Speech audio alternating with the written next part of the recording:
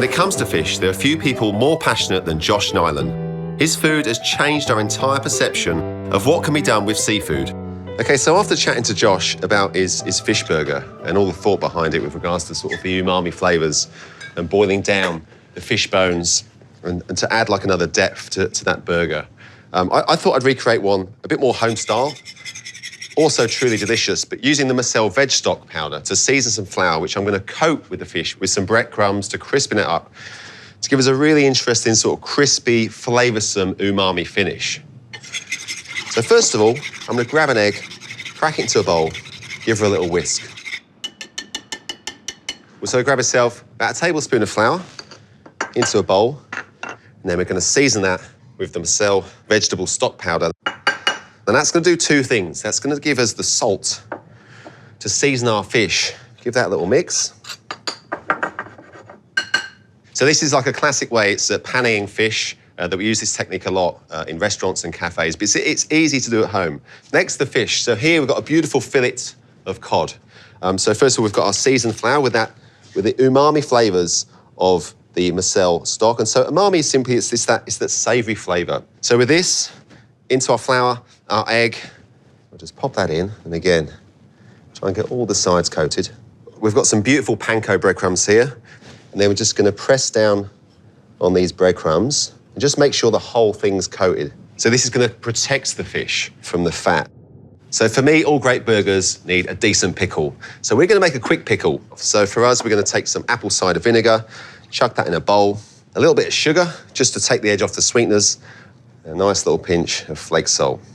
A cucumber, you can peel it if you like, but I just like to leave the skin on, and just carefully thinly slice it. So you want to get it nice and thin to allow the salt and the vinegar to penetrate with the acid and the flavour. Pop it in the bowl and give it a good mix, and just make sure the salt, the sugar, and the vinegar and the cucumber is all incorporated. Grab yourself a lid, little cartouche or a lid on top, and chuck her in the fridge. Now, the other key component of a burger is a flavoursome mayonnaise. So I've got some aioli here, or mayonnaise, and I'm going to flavour that with some dill. I absolutely adore dill. We've got many family from Poland, and I love those old school sort of European flavours. Like dill was just, for me, it's just dill and pickles.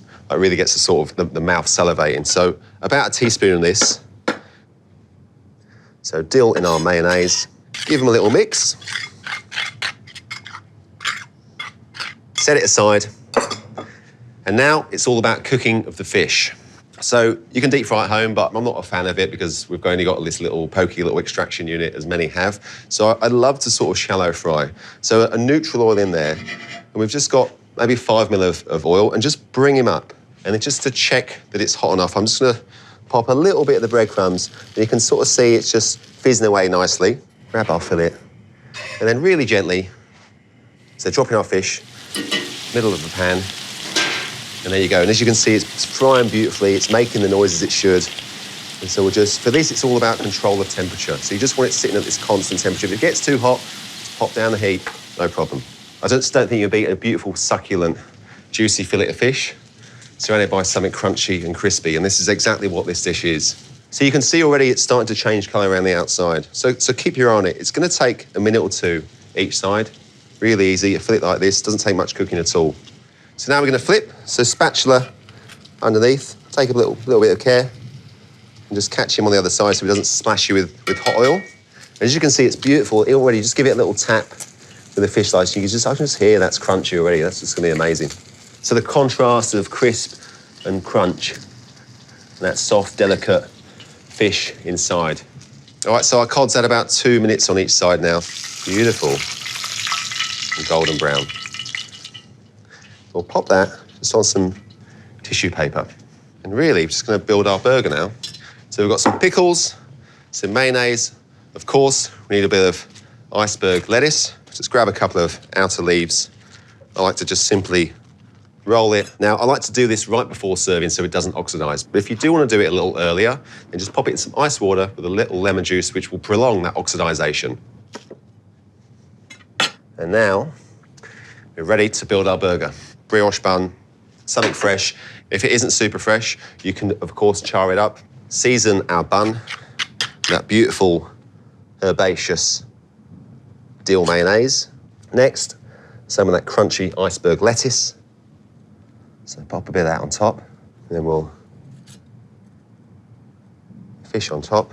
And of course, these beautiful, quick pickles. So you have a little taste. So you can see they're just starting to go a little bit sort of translucent because the salt is starting to break down the flesh, but still got this beautiful crunch. A little bit hanging over like you'd see in your sort of classic fast food burger joint. A touch more mayonnaise. Be quite generous with it. I think for me, when you dive into a burger, it should be, it should be a bit messy. It should come out the sides. It should ooze out. It goes down your front. Don't worry about it. It should be messy and delicious. And that for me is that's gonna hold the whole thing together. So every component has a purpose. And that's it. And of course, I want to give it a taste.